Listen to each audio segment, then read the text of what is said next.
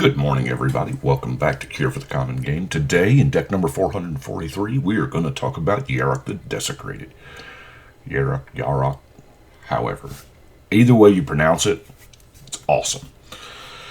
So, for 5 mana, we get a 3/5 Death Touch lifelink. And that's not even the exciting part. If a permanent entering the battlefield causes a triggered ability of a permanent you control to trigger, that ability triggers an additional time. Now, this is, a lot of people are calling this Panharmonicon in the command zone, but it's better than Panharmonicon because Panharmonicon does artifacts and creatures. This does permanents. So if you've got lands or enchantments or walkers or whatever have you, it's going to double those. I'm sorry, not double, trigger again. There's a difference. So, there's a big difference. So obviously, I wanted to do something different with Yarok. There's certain cards that you just can't play without in this deck. But I wanted to try to go in a different direction than what I thought most people, because, the last thing I want to do is build the same deck that every other content creator is building and showing y'all. So I tried to do something a little out of the norm. But I can't get past that ability. Oh man, I love it. So obviously the very first card I put in the deck was a Panharmonicon. Just because, what's better than triggering twice? Well, triggering 3 times. And then the crazy side of Brian took over and I went, oh, you know what's better than that? A Helm of the Host on it. So I start getting non-legendary copies of Yarok on the board and just keep doing it every upkeep. Ooh. On the upkeep? So that means if I target myself with Paradox Haze, I get 2 upkeeps a turn, meaning I get 2 more Yaroks a turn. Right? And then, if I copy Enchantment the Paradox Haze, or copy Artifact the Helm, we're going to start getting nuts. Right? That's what I'm saying. And of course, I put a Diabolic Tutor in to go search up whatever I needed. But that's kind of where I went with it. Before we get into the trigger stuff, let's look at our ramp.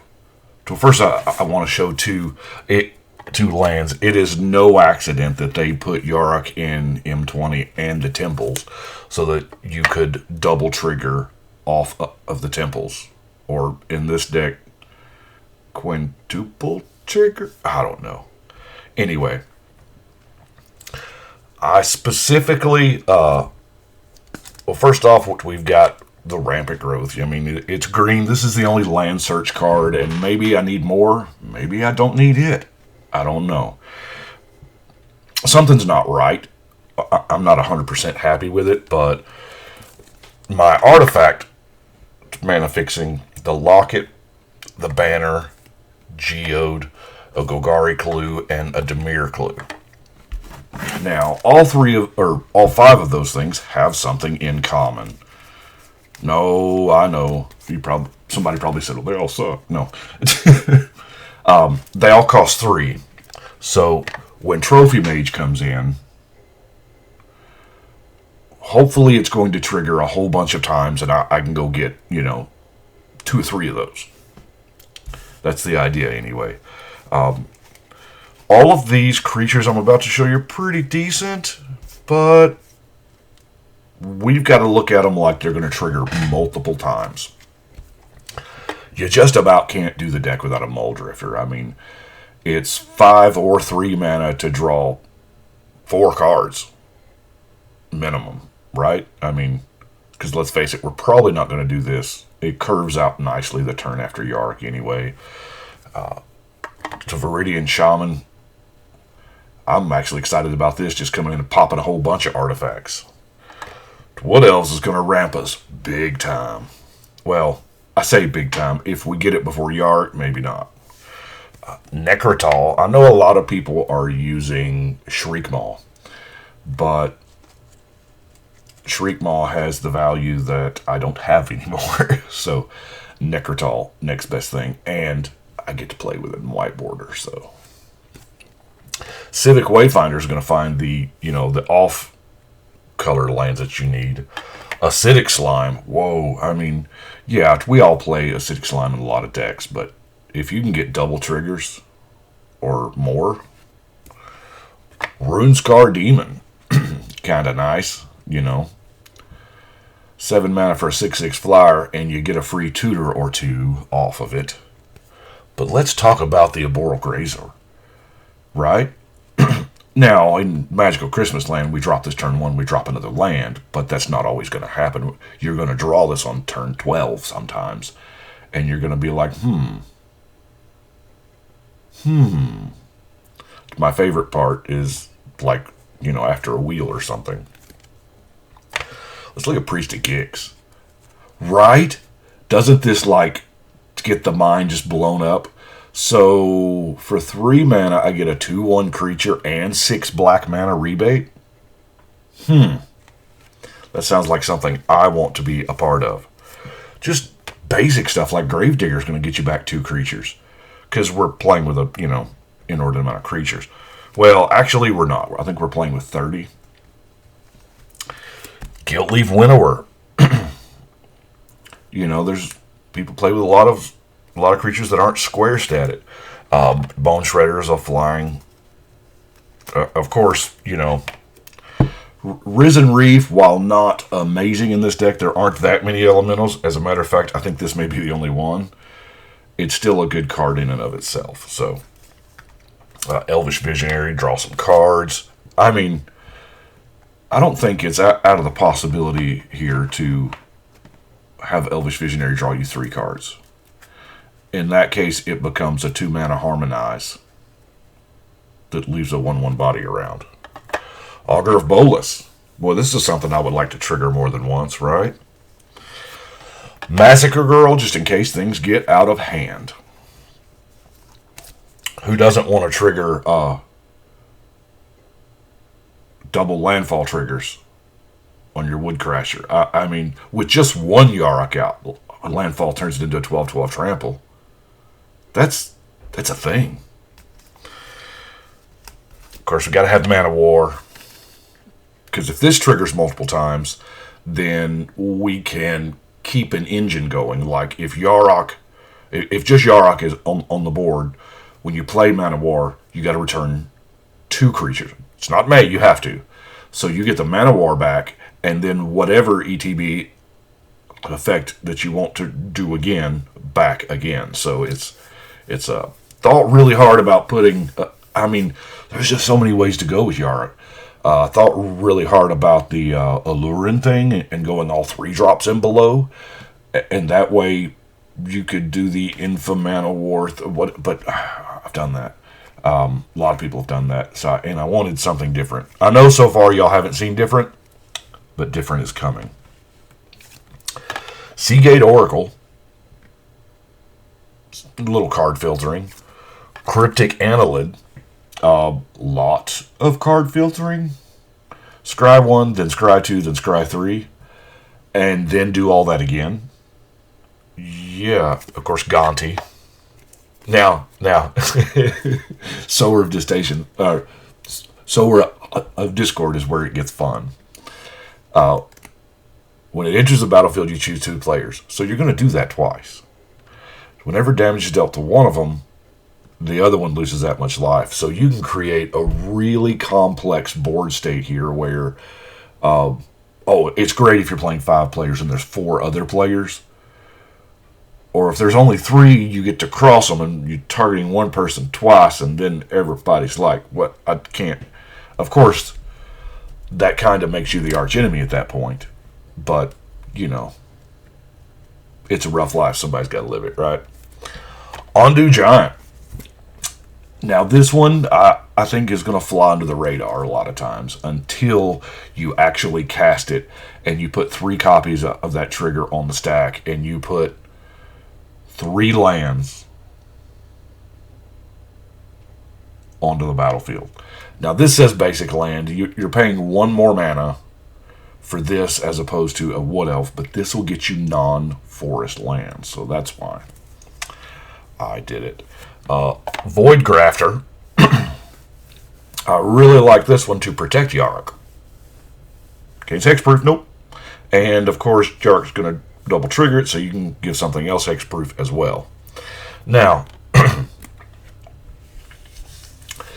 yeah, Glowing Anemone's dirty. It is dirty bad. I know it. Of course, when it comes into play, you return target land to its owner's hand. You put 3 copies of that trigger on the stack and see how fast you make an enemy.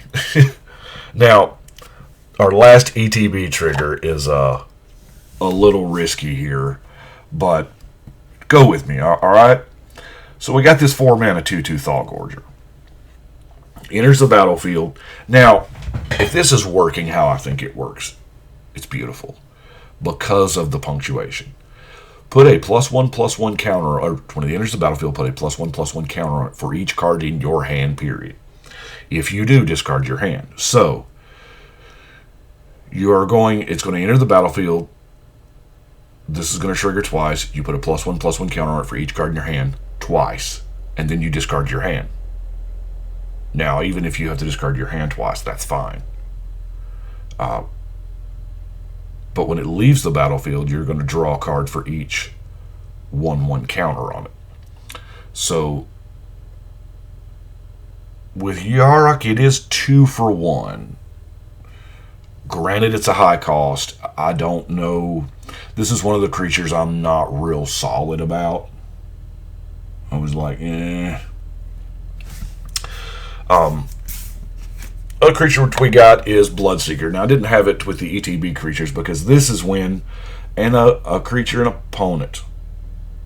Because Yarok says, when a permanent. So, it's not much. Adventuring Gear, yeah, it's a common, but landfall +4 is kind of where I want to be. Now,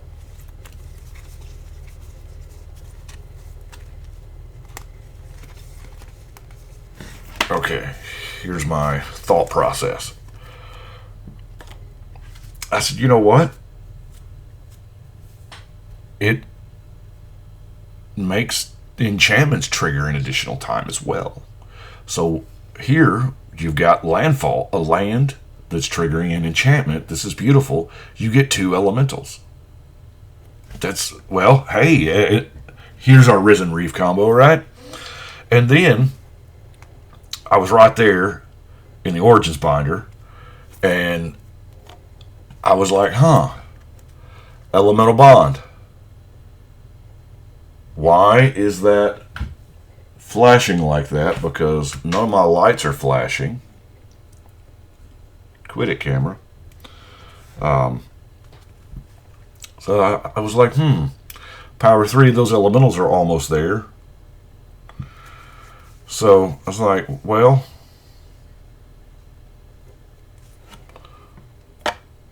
Verdurine Enchantress, that'll trigger twice once you cast a enchantment. It's like, Herald of the Pantheon will trigger twice. Now, keep in mind, these are also good Helm of the Host targets if they kill Yarok enough to where he just can't feasibly be castable. And this is kind of what led me down this dark path here. Nylea's Colossus, I was like, well, this is another enchantment trigger. You get to double a creature's power and toughness. This may put Yarok into the realm of, commander damage mattering. And then I was like, Doomwake Giant is an enchantment that has a enchantment fall trigger. Yeah, that's what I'm going to call it, enchantment fall. Whitewater Knives. Can't be blocked. So you see where I'm going there. I was like, well, what about Enchantress, And I was already that deep. And in the the C18 binder, and I was like, wow, Enchantress's Presence. Also going to trigger again. So from that point, I started looking at enchantments. Just straight up. Delusions of Mediocrity. Yes, Delusions of Grandeur is better, but I, don't have any more. And this doesn't have a way to kill itself. So when Delusions of Mediocrity comes into play, you're going to gain 20, and when it dies, you're going to lose 10. But the Delusions of Grandeur are you gain 20, lose 20, and it has cumulative upkeep, so it's going to eventually kill itself. Unless you donate it to your opponent, and then it's all fun. So I was like, well, Oath of the Ancient Wood, it's like I always try to work this in enchantment decks or something, but it just never finds a home. And this is an enchantment themed deck without white, so this is, it's a little more difficult. We traded white for black here, so Dictate of Erebos is a really good Magic card, and it just happens to be an enchantment. Leyline of Anticipation, it's going to be our Flash Granter. Now, of course, I had to go for Ancestral Mask. Pendril Mist, it kind of operates as our board wipe-ish kind of thing. Now, good buddy of mine that I play with every week, Danny, introduced this combo to me some time ago, and it's amazing. And they're both enchantments. Death Pits of Wrath, yeah, he's probably laughing right now. He knows what the next card is. Death Pits of Wrath, good card, ish. It's okay by itself. It's one of those cards where a lot of people say, well, it's 5 mana, it does nothing. But it does, In Rakdos decks, this will take your little 1/1 pinger and make it awesome. But there's a lot of ways you can do it. However, what Danny chose to do with it, and I love it, is Noxious Field. You put the Noxious Field on a land, you tap it to deal 1 damage to each creature and each player, and you just wrath the board. As long as they're not indestructible. Now, this almost led me down a different path, but I'll admit sometimes I get distracted during deck building, and this may not... I guarantee you this is not the strongest Yarok deck out there. It may be... because I didn't want to bust it. I really didn't. I wanted to have fun playing Yarok with all kinds of triggers, and while these two don't necessarily trigger, they're fun. They kind of fit the enchantment side of the deck. The enchantment side is not that deep, I'll admit, and this may be one of those decks that gets tweaked over the years. But now, our last two enchantments, Animate Dead. Now, these are not going to trigger twice. I realize it's a permanent, but it's not going to trigger twice.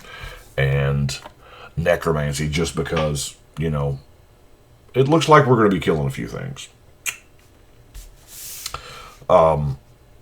Because of the creature removal we have, we don't really have a whole lot of, spell cards that just straight removal. I got Return to Nature, 1 Negate, and a Casualties of War, because I love options.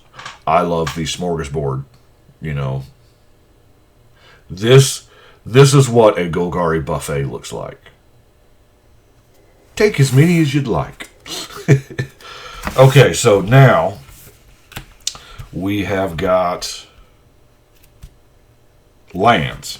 Now, Halimar Depths is going to trigger twice, provided we drop it after Yarok is on the battlefield and field at the same time, I guess, shortened on the field. Getting 2 free. What is that? Look at the top 3. Put them.